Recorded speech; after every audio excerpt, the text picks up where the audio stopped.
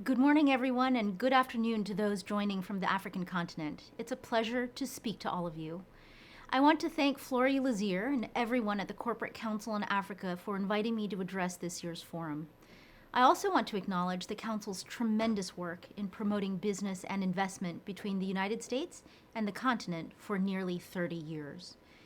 When President Biden addressed the 34th African Union Summit in February, he made clear that the administration was committed to both rebuilding our partnerships around the world, including in Africa, and growing trade and investment in a way that advances the prosperity of all countries. And in each of the early conversations with African counterparts that I've had, I have underscored the importance of strengthening our economic and trade relationship. But I know that relationship cannot reach its full potential until we defeat the pandemic in the United States and around the world. At the moment, less than 2% of Africa's population is vaccinated, and the World Health Organization recently said that Africa experienced the worst surge of cases in late June since the pandemic began.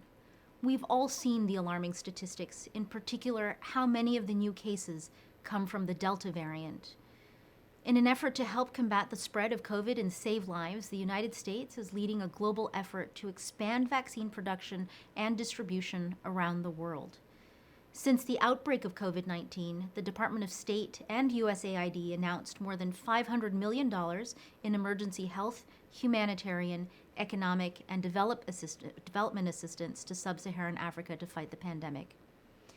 In addition, the U.S. provided an initial $2 billion out of a total planned $4 billion to support vaccines for 92 low and middle income countries that are eligible to participate in the COVAX Advanced Market Commitment Facility. In fact, 42 out of those countries eligible to receive vaccines are in sub-Saharan Africa. In total, the G7 countries agreed to provide more than 1 billion doses starting this summer. We are partnering with the African Union and the African CDC to distribute doses to those most at risk, and we will continue to ramp up the safe and secure transfer of vaccines through the rest of the year. But this is just one part of our strategy. In May, I announced the United States' support for a waiver of intellectual property protections under the TRIPS agreement for COVID-19 vaccines. And we are engaged in negotiations with WTO members to find common ground that addresses the supply and distribution of vaccines. This is an important moment for the WTO to show that it can step up in a global crisis and act efficiently to improve the lives of ordinary people.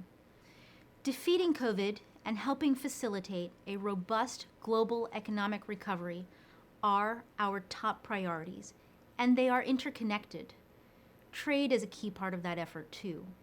We are determined to implement policies that benefit not only those at the top, but foster inclusive and sustainable development, support regional integration, and ensure that all of our respective citizens benefit from the global economy, especially as we rebuild.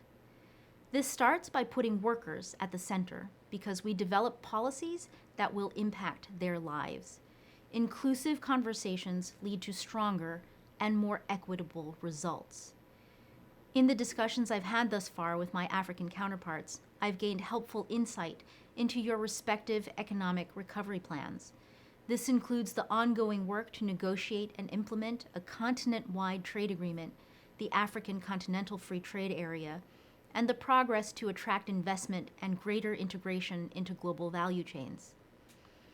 Last year, the World Bank released a report that said that the AFCFTA could boost regional income by 7% or $450 billion and lift 30 million people out of extreme poverty by 2035. However, as the World Bank's chief economist for Africa stated, successful implementation will be key, including careful monitoring of all workers, women and men, skilled and unskilled, across all countries and sectors, ensuring the agreement's full benefit. At USTR, we agree with this, and we will provide technical assistance as countries work to implement this agreement. I am also committed to discussing how we can continue to strengthen the U.S.-Africa trade and economic partnership and that is why I plan to convene a virtual US-Africa Trade Ministerial before the end of the year. While I had hoped that this would be an in-person event, it is important that we meet despite the pandemic to discuss how we can build on the successes of the African Growth and Opportunity Act. I know we share the goal of improving the business climate to attract investment and create long-term sustainable growth on the continent. As part of this effort, I look forward to collaborating on labor and environment standards, anti-corruption, and good regulatory practices. We share the desire to help small businesses succeed and find new markets for their products. And we want to invest in and help build strong and stable institutions that can help deliver robust, long-term economic growth for the region. As we continue to develop our trade policy with respect to Africa, I also want to hear from businesses, civic organizations, labor leaders, and workers. There are far too many communities that have been left out from trade, labor, and development policy that have been enacted without their input. We must give these individuals, including and especially women, a seat at the table and incorporate their voices and visions into our work. Taken together, these conversations, both with government officials and non-governmental representatives, demonstrate our commitment to hearing from a diverse range of perspectives.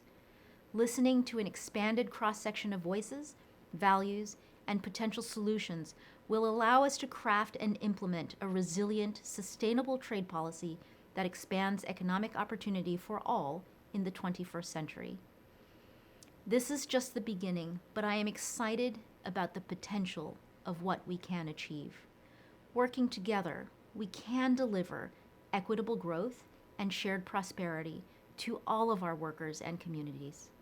Again, I appreciate your invitation, and I wish you all great success with this year's summit. Thank you.